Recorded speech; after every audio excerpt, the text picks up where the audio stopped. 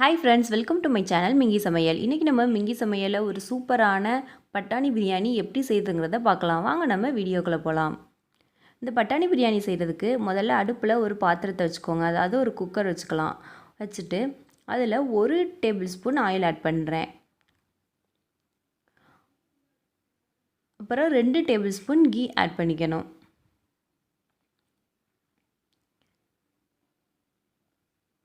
இதை ஆட் பண்ணிவிட்டு இது கொஞ்சம் நல்லா சூடேறினதுக்கப்புறம் நாம் அடுத்தடுத்து பொருட்கள் ஆட் பண்ணலாம்.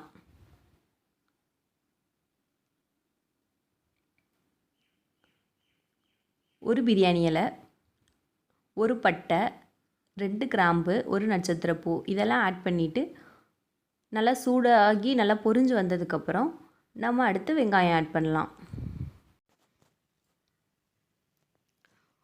ஒரு பெரிய வெங்காயம், 2 பெரிய வெங்காயம் கட் பண்ணி வச்சுருக்கேன், அதை ஆட் பண்ணிக்கிறேன். இப்போ இந்த வெங்காயம் நல்லா வதங்கி வந்ததுக்கப்புறம் ஒரு மீடியம் சைஸ் தக்காளி 2 கட் பண்ணி வச்சுருக்கேன், அதை ஆட் பண்ணுறேன். ஆட் பண்ணிவிட்டு இப்போ இந்த வெங்காயமும் தக்காளியும் நல்லா வதங்கணும். 1 டேபிள் ஸ்பூன் இஞ்சி பூண்டு பேஸ்ட் ஆட் பண்ணணும்.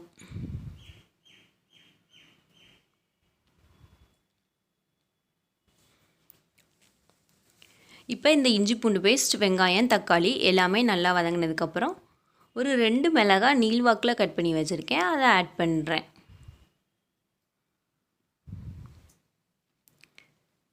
ஒரு கைப்பிடி அளவுக்கு கொத்தமல்லி, புதினா எடுத்து வச்சுருக்கேன், அதையும் ஆட் பண்ணிக்கிறேன். இப்போ இந்த இது எல்லாமே நல்லா வதங்கினதுக்கப்புறம் ஒரு மீடியம் சைஸ் உருளைக்கிழங்கு கட் பண்ணி வச்சுருக்கேன், அதையும் ஆட் பண்ணுறேன்.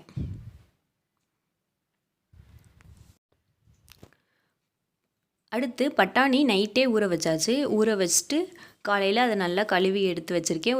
ஒரு கப் அளவுக்கு பட்டாணி நைட்டே ஊற வச்சு எடுத்து வச்சுருக்கேன். அதை நல்லா கழுவிட்டு ஆட் பண்ணணும்.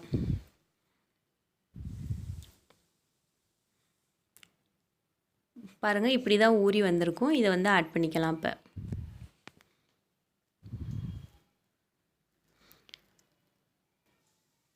இதை ஆட் பண்ணிவிட்டு லைட்டாக ஒரு தடவை கிண்டி விட்டுட்டு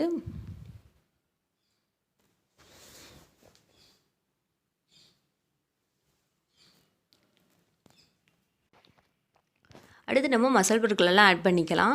ஒரு 1/4 டீஸ்பூன் மஞ்சள் தூள், தேவையான அளவு மிளகாய்த்தூள், ஒரு 1/2 டீஸ்பூனுக்கு கரம் மசாலா இதெல்லாம் ஆட் பண்ணிவிட்டு ஒரு தடவை நல்லா கிளறி விட்டுக்கணும்.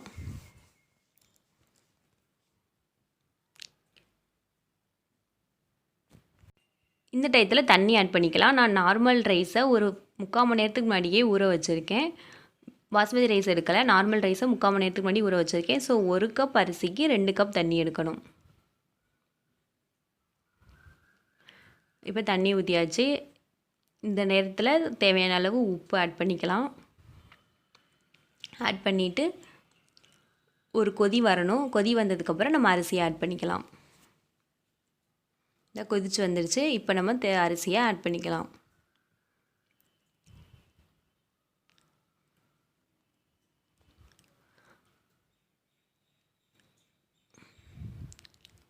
அரிசியை ஆட் பண்ணிவிட்டு ஒரு தடவை கரண்டி வச்சு லைட்டாக எல்லாம் மிக்ஸ் ஆகிற அளவுக்கு ஒரு தடவை கிண்டி விட்டுட்டு நம்ம குக்கரை மூடி வச்சிடலாம்.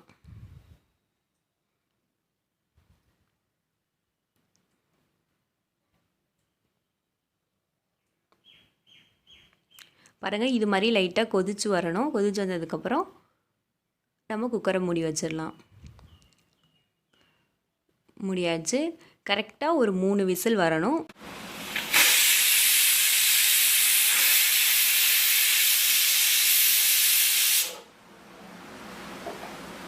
இப்போ 3 விசில் வந்ததுக்கப்புறம், விசில் போனதுக்கப்புறம் நம்ம ஓப்பன் பண்ணி பார்க்கலாம். பாருங்கள், எவ்வளோ சூப்பராக ரெடி ஆயிடுச்சுன்னு. நல்லா வெந்துருச்சு. சுவையான டேஸ்டான பீஸ் பிரியாணி ரெடி ஆயிடுச்சு. அதாவது பட்டாணி பிரியாணி ரெடி ஆயிடுச்சு. இந்த பட்டாணி பிரியாணியை நீங்கள் வீட்டில் செஞ்சு பார்த்துட்டு எப்படி இருந்ததுன்னு கமெண்டில் சொல்லுங்கள். இந்த வீடியோ உங்களுக்கு பிடிச்சிருந்ததுன்னா லைக் பண்ணி ஷேர் பண்ணுங்கள். இது மாதிரி பல வீடியோக்கள் உடனுக்குடன் தெரிஞ்சுக்கொள்ள மறக்காமல் மிங்கி சமையலை சப்ஸ்கிரைப் பண்ணிக்கோங்க. இன்னொரு இன்ட்ரெஸ்டிங்கான ரெசிபியோட உங்களை மீட் பண்ணுறேன். அது வரைக்கும் பாய் ஃப்ரெண்ட்ஸ்.